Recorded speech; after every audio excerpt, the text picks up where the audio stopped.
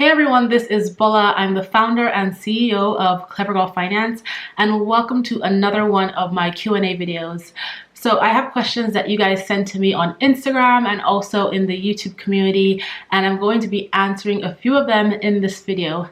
And to help me, I have my cup of tea. So I'm changing my life this year, or I'm trying to, and I'm going to try to switch from coffee to tea.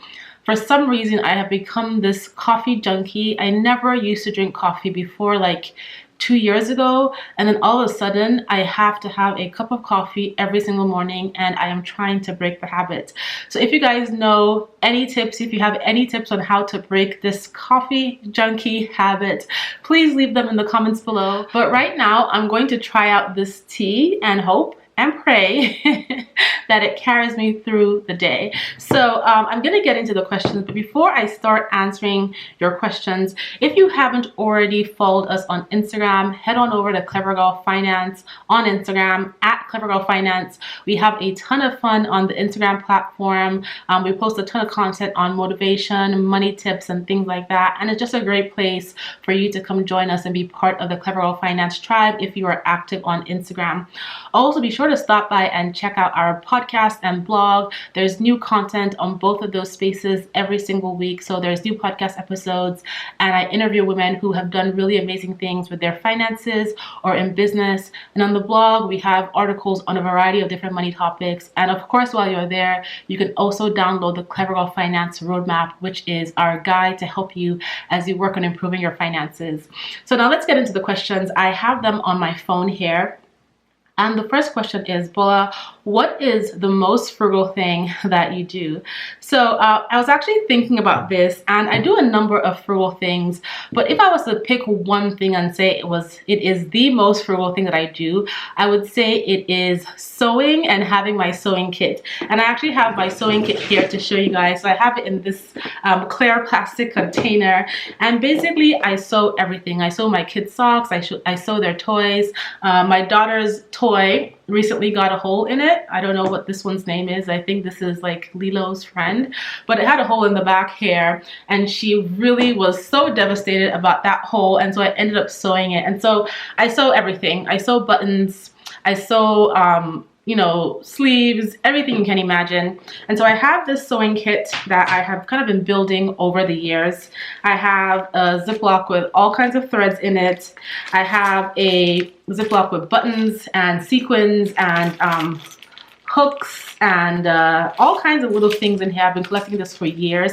Every time there is an item of clothing that I purchase, or my husband purchases, or we purchase for our kids, and there is a spare button on it, I cut it off and I put it in this trusty bag. I also have some other random things like safety pins. I have this little kit that I use to put holes in belts that are too big, right? So I got this, I don't remember where I bought this, maybe on eBay, but this is my trusty sewing kit, and I have my needles and my scissors. So this needle kit, actually, I got it for free. I took it from a hotel room. So we had traveled somewhere and we stayed at a really nice hotel. And in the kit in the bathroom kit, the essentials kit, they had this needle and thread set. And I was like, you know what? I'm taking this home with me because I'm going to use it. And I have been using it. It has a bunch of different needle sizes. I'm getting a bit too excited talking about sewing, but I love to sew. I took home economics in high school, and I learned all the different stitches. I know how to hand stitch everything in all the different stitch styles. I do not know how to sew on a sewing machine. Maybe in the future that will be a hobby, but this has to be one of the most frugal things I do. I sew everything, holes in shirts, jeans, anything that can be sewn with my little needle and thread and my hands, I will sew it. So the next question is, I'd love to hear you talk about being financially prepared for marriage. I really enjoyed your recent podcast episode about talking about finances with your partner, and it inspired me to prep myself financially for entering into a committed relationship. So this is a common question I get, and it's also a really good question, because as you get into relationships, as you get into a marriage or a long-term serious relationship, money is something that is sometimes not sometimes, all the time, right? It's an all the time consistent factor in your relationship. At some point, you're going to have to deal with finances together or have a conversation about money. And so for me personally, I think when you're dating, it's all about getting on the same page and starting that line of communication, starting to create those open lines of communication so that you guys can start to talk comfortably about money and minimize conflict. Like, everybody has their own love language, and the way you talk about money falls under one of those love languages, right? So when you're with your partner, well, for me personally, I know that when I'm with my husband, I know when the best time it is to approach him about money topics, especially if it's something that has to do with, a big financial decision that we're making, and vice versa for him as well. So it's important that as you start to think about getting into a relationship, that you guys get comfortable talking about, those big decisions that you're going to make, that money is going to be a major factor in. For instance, buying a home, deciding if you're going to have kids or not, because kids cost money, deciding when you want to retire, and all these different goals and dreams that you have, and making sure that you guys are on the same page as it relates to how you want to save and how you want to invest. You also want to be able to talk about the current state of your finances, right? So is there any debt that you're tackling, that you're trying to pay off? Are there any savings that you have? It's important that you guys have that disclosure so that you know what your goals are. If you have student loan debt, or you have a mortgage, or you have a car note or credit card debt that you're focused on paying off, having that conversation and making your partner aware of these financial obligations that you have will help them understand, right, what you are paying for, so that when you guys start to talk about merging your finances or getting into, a marriage together where you may or may not choose to have joint finances, you kind of know what each other's financial obligations are. And when you're on the same page, you can get ideas and strategies from your partner. Your partner can be your best cheerleader. They can motivate you and get you excited about working towards that big goal of becoming debt-free, of saving X amount of money, of starting your business, and doing it together as a team. So when it comes to relationships and money, it's important that you guys start having those open lines of communication.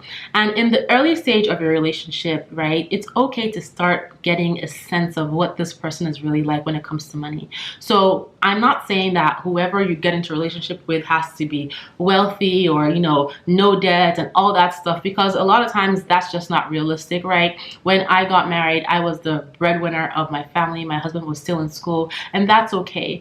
But what's important here is making sure that person is on the same wavelength in terms of the things that you want to accomplish.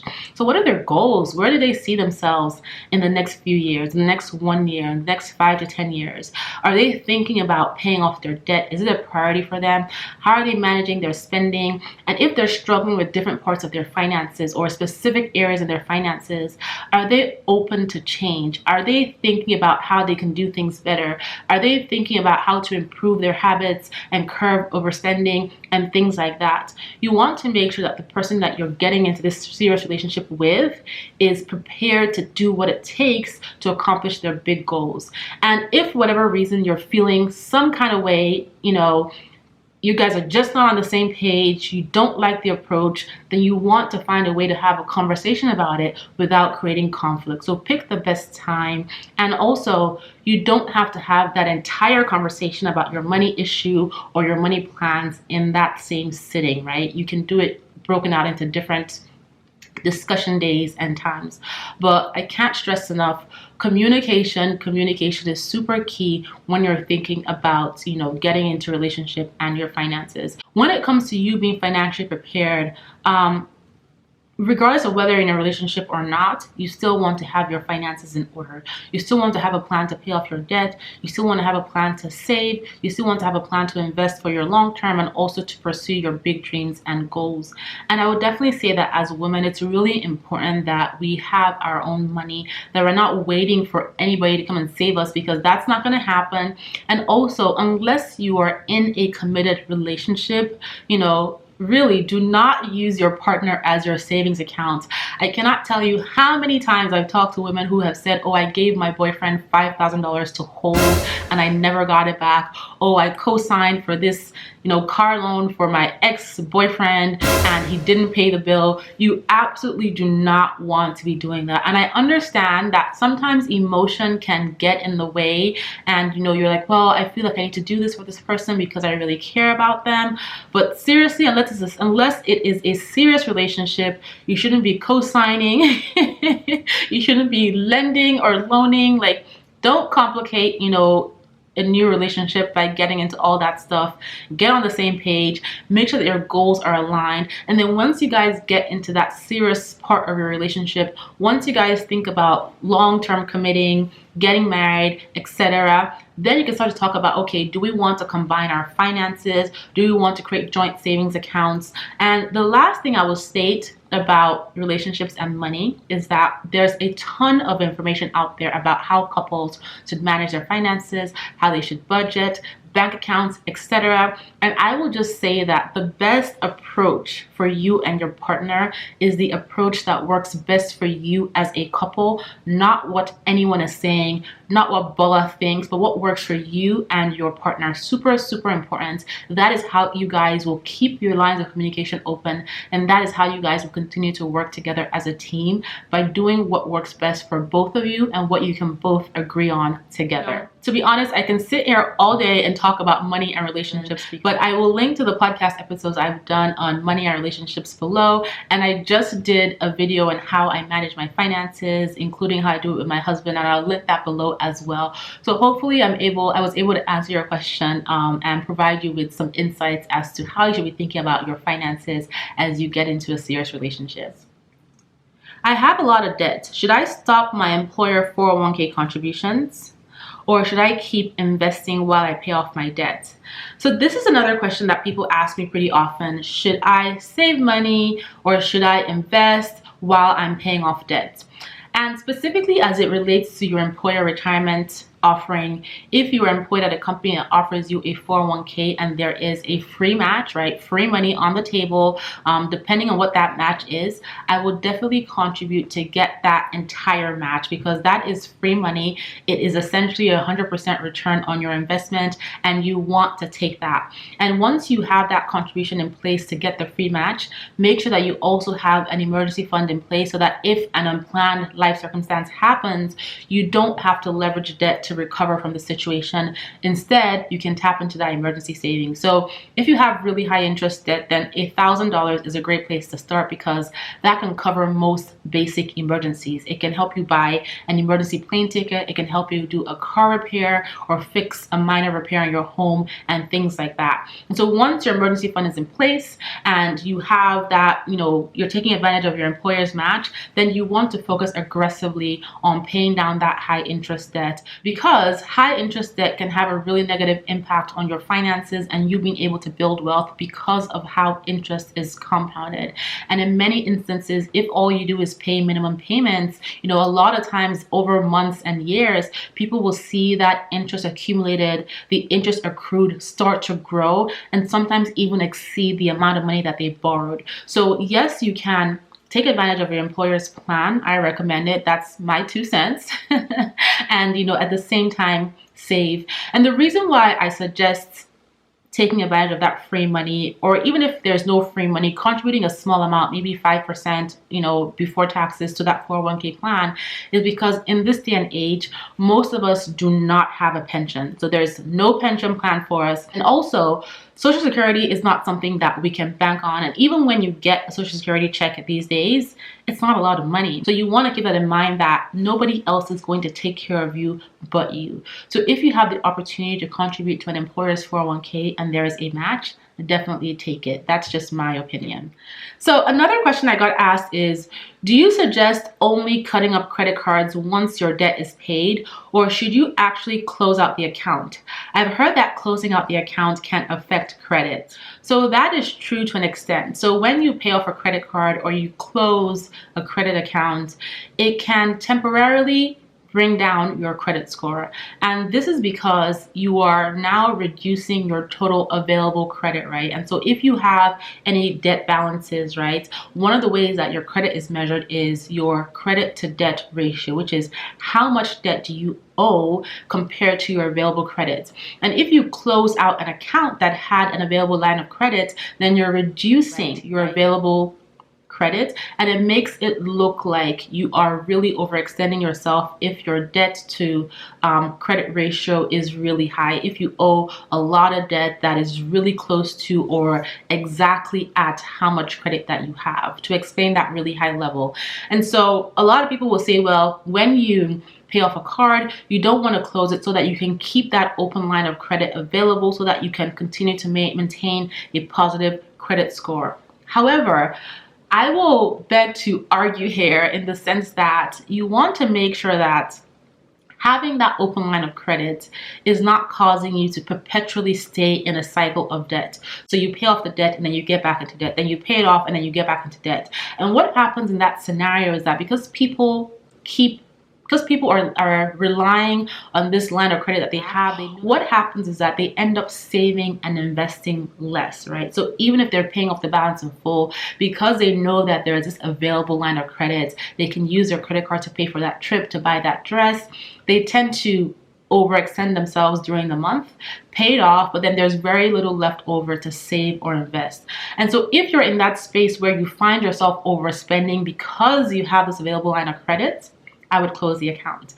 And so for those of you who are listening, who are all about focusing on building credit, do not kill me here. This is just me, being objective here as it relates to what's more important, right? Paying off your debt and building real long-term wealth, or maintaining the highest credit score possible. For me personally, I want to have a ton of cash in my account. I want to have investments. I want to be able to build generational wealth, as opposed to having a perfect credit score and no money in the bank. And so you want to weigh the pros and cons here. If this available line of credit is really derailing your goals, then close it. However, if you're able to maintain a level of discipline, then yes, cut up the cards, put them in the freezer, do not touch that available credit, and instead focus on paying off the rest of your debt, and you'll see your credit score go up. However, if you do choose to close a card, right, a line of credit, when you do close out that line of credit, if you continue focusing on paying down any other existing debt that you have, your credit score will improve as well. And so there are a number of different things that are taken into consideration when it comes to your score, including your available credit, your debt to credit ratio, the history and the age of your open accounts, how well you've paid your bills, etc. However, when you close an account, it's a temporary change. And if you continue to maintain good credit habits, then you will be able to maintain and even improve your score over time. And so the simple answer to that question is, if you're struggling with discipline and you are overextending yourself and overspending and keep getting back into debt because you have this line of credit, close it, throw the card away. Your credit will improve over time as you exhibit good credit behavior.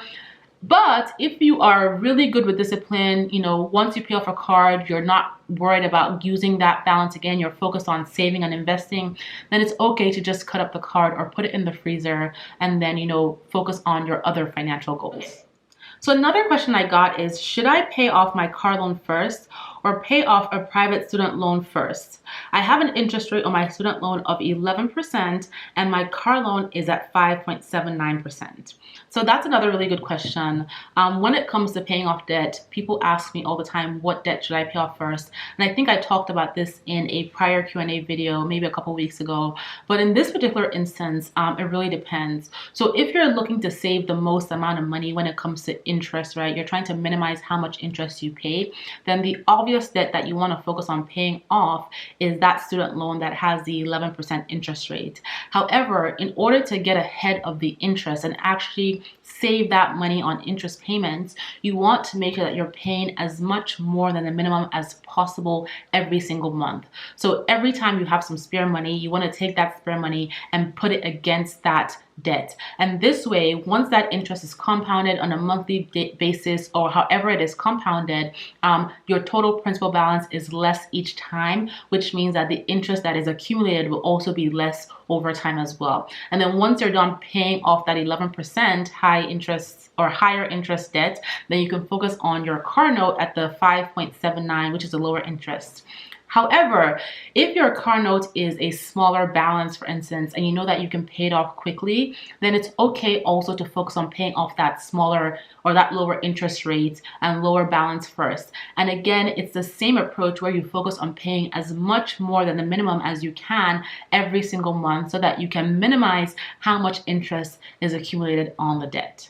So those are the questions I had to answer for this video, and I hope you guys enjoyed watching, and I would love to answer more questions in future Q&A videos. So leave a comment below if you have a finance, career, life, or business question, and I will answer it to the best of my ability as a financial educator and share my 2 cents on what I think about the questions that you're asking. And if you haven't already subscribed to this channel, please do just hit subscribe and tell your friends, your colleagues, your coworkers, your family about the Clever Girl Finance YouTube channel. And be sure to head on over to Instagram and follow the Clever Girl Finance account there. We have a ton of fun engaging on Instagram. Thank you guys so much for taking time out of your day to watch this Q&A video, and I will talk to you in the next video. Bye.